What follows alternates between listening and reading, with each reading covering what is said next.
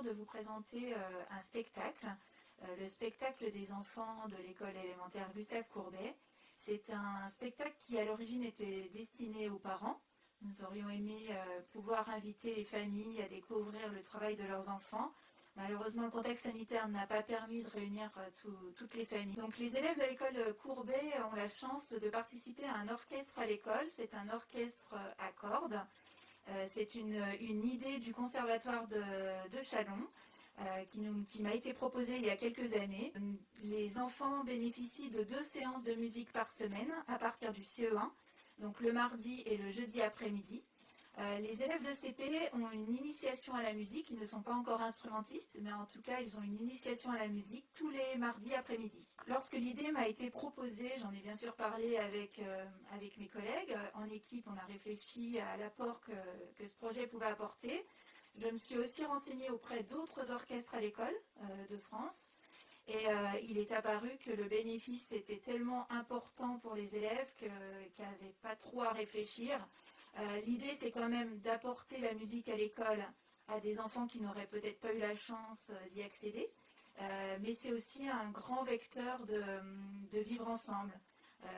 Lorsque les enfants jouent ensemble à l'école, ils s'écoutent, ils se respectent. Et donc c'est un projet qui pour nous est aussi important sur le plan du vivre ensemble que de la musique. On est extrêmement fiers, vraiment c'est une vraie fierté de les voir jouer ensemble, tous ensemble, et de produire, je trouve, un spectacle de qualité. Le Conservatoire du Grand Châlons a mis à disposition des instruments qui ont été financés par le Grand Châlons.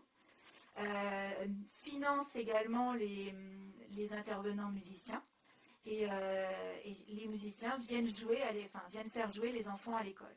Je suis très contente parce que c'est vrai que c'était un vrai défi pour notre école. On est une école de quartier qui fait partie de la politique de la ville, pas classée REP, mais pas très loin. Et on a eu des années un petit peu compliquées et on a cherché effectivement des solutions pour apaiser les élèves, pour les rendre plus attentifs, plus calmes. Et c'est vrai que le projet d'orchestre à l'école est venu vraiment à point nommé, en tout cas et je suis bien contente que les élèves puissent le verbaliser, le reconnaître eux-mêmes, qu'ils sont plus apaisés. J'espère qu'ils auront envie de continuer la musique après le CM2, que ce soit avec l'instrument à cordes ou un autre instrument, parce que la musique est source de bien-être.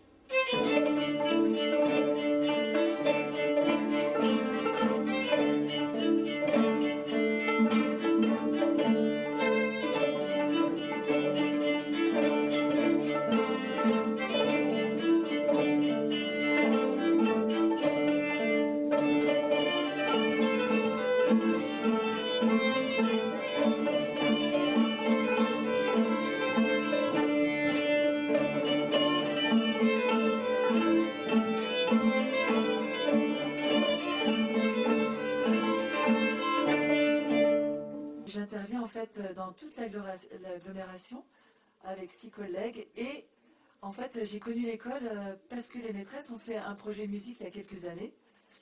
Et suite à ce travail de 10 séances à peu près, parce que c'est 10 ou 12 séances, et a germé l'idée de demander un projet d'orchestre à l'école, parce qu'aussi le conservatoire était à vraiment chercher une école près d'un collège dans l'agglomération pour faire un projet orchestre à l'école cordes.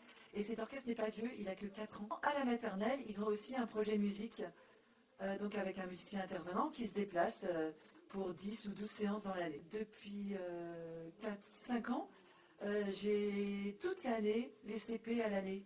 Je les vois tous les mardis. J'interviens toutes les semaines auprès des CE1 qui commencent l'instrument à ce niveau-là. Au CP, ils ne font pas encore d'instrument. Donc on a du violon, de l'alto, du violoncelle, de la contrebasse. Ce sont les 4 instruments de la famille des cordes frottées. Et donc on est 4 professeurs pour chaque instrument à intervenir dans l'école. Et ils ont 2 fois 1 heure chaque semaine de pratique collective d'instruments.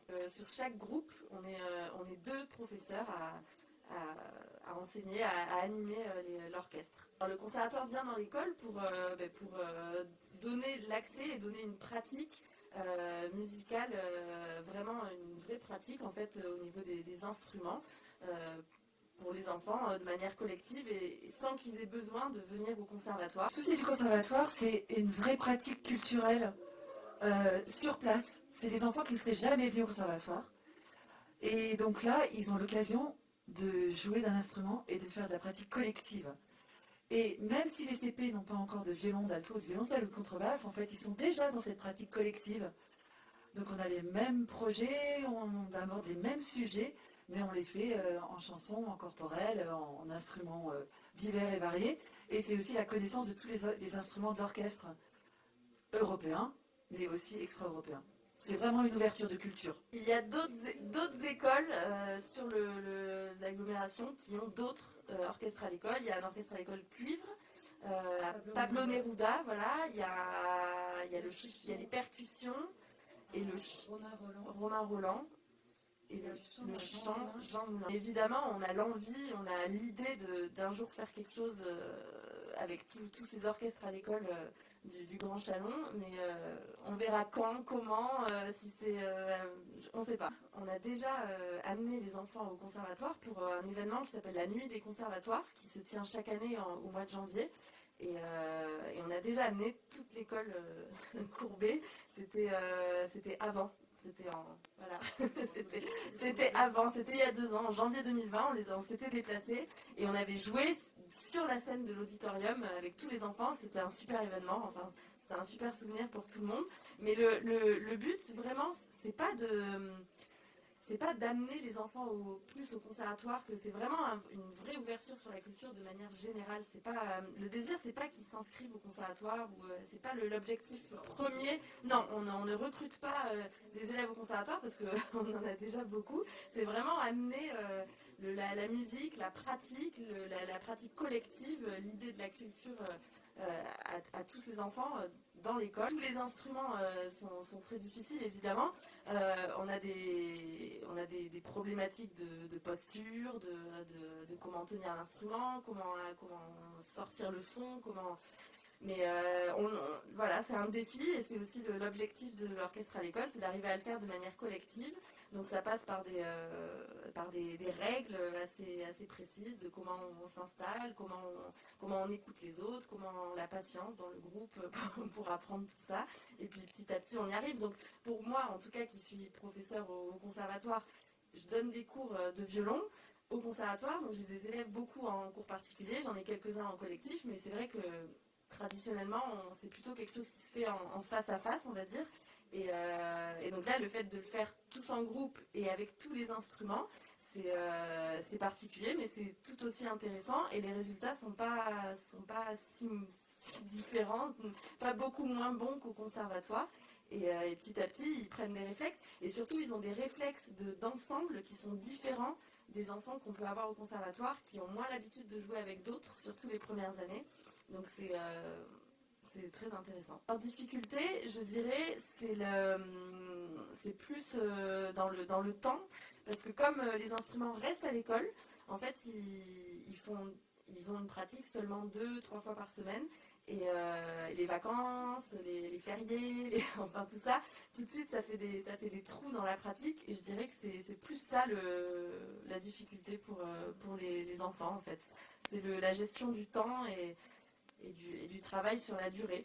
Mais sinon, je pense qu'ils n'ont pas plus de difficultés que nos élèves au conservatoire. La difficulté, c'est peut-être aussi de se concentrer sur des instruments qui sont très très fragiles. Alors, moi je vois bien, avec les CP, on travaille beaucoup sur la percussion. Déjà là, c'est l'acoustique, voilà, l'aspect rythmique que j'enclenche dès le CP. Mais après, il y a un violon, c'est vraiment, on le fait tomber, il casse, quoi. Il y a de la casse quand même. Donc c'est vrai que prendre soin de son instrument, comme tu dis, le faire vibrer, le faire sonner, et puis surtout enclencher une écoute de soi, de l'autre, qui peut se répercuter, et ça c'est dit par les enseignants, qui se répercute sur les autres matières. Cette concentration d'être présent dans un temps là. J'y suis, je joue, je suis là. Ils sont obligés, oui, mais à leur bonjour, à leur au revoir, on se dit quand même que c'est vraiment du bonheur pour eux. Parce que comment ils en parlent, les réactions des parents aussi qu'on rencontre, et puis, ils sont prêts à nous aider pour installer. Ça fait partie de leur vie de l'école. Et moi, ça me fait vraiment plaisir, une journée comme aujourd'hui où on se réunit tous ensemble. Et pour eux, c'est un vrai événement. Ils se sont tous super bien habillés, coiffés. Enfin, c'était vraiment comme si c'était... c'est un événement. Ils sont fiers de présenter leur travail. Et je pense que c'est un peu comme un challenge, un défi pour eux. Et donc, au final, c'est beaucoup de gratitude et de reconnaissance. Le petit rythme en termes de restitution qu'on avait pris là depuis quelques années, c'était de faire une espèce de concert de Noël, on va dire, de fin d'année en décembre, où les parents étaient invités dans l'école. Donc cette année, on n'a pas pu le faire en juin. En général, on va à la salle des fêtes de Champforgeuil, et c'est la fête de fin d'année, en fait, de l'école. Et donc on fait un spectacle. Il était une fois la mer.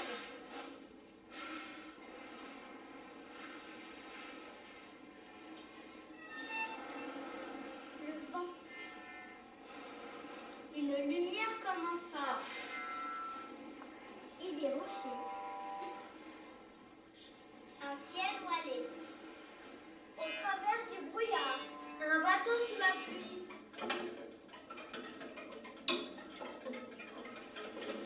Le bébé irlandais se réveille.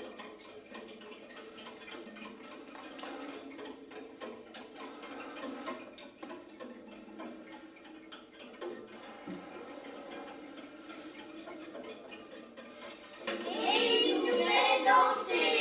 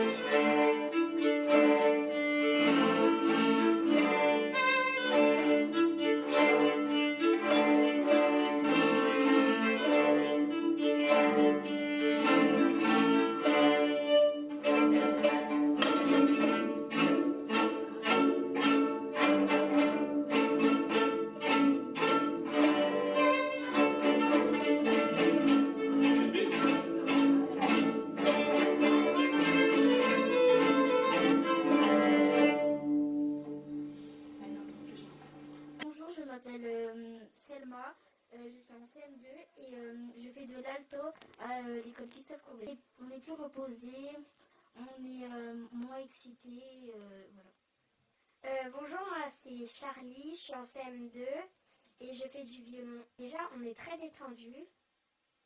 Et par exemple, quand on arrive un jeudi ou un mardi, l'après-midi, enfin, et on est vachement détendu quand on rentre à la maison. Je m'appelle Myriam.